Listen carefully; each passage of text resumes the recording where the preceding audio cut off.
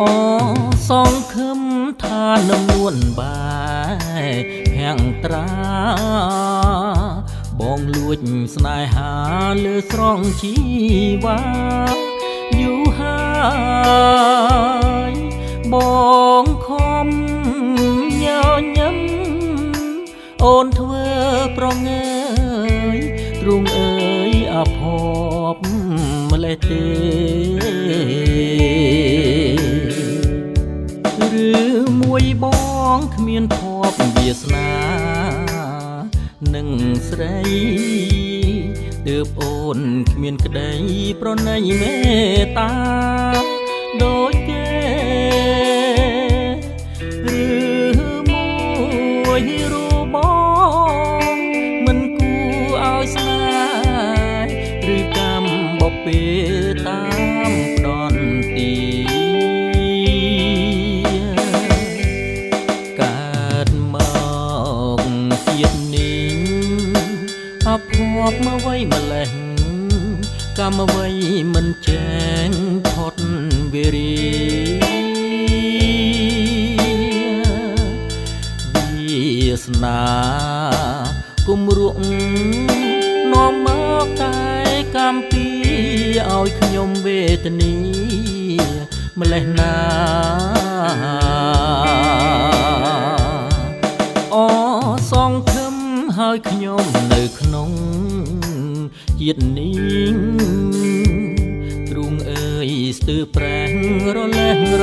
លួយខ្លោចផ្សាខំស្រឡាញ់គេមិនស្នេហាព្រះអើយថ្ងៃណាស្គាល់សងខឹម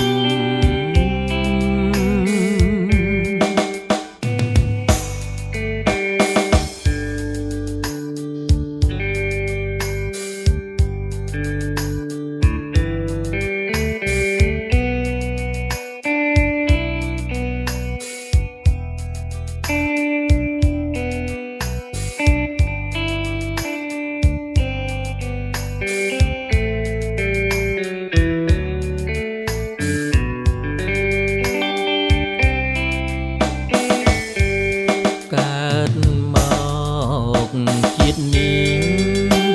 អភ័ព្វមកໄວម្លេះកម្មអ្វីមិនចែងផុតវេរីវាសនាគុំរួកនាំមកតែកម្មពីឲ្យខ្ញុំវេទនីម្លេះណា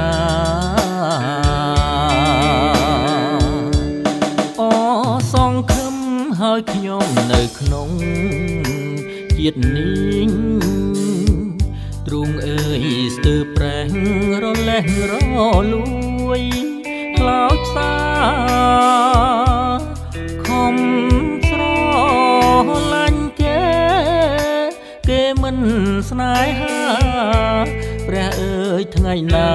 ស្គាល់សងខឹម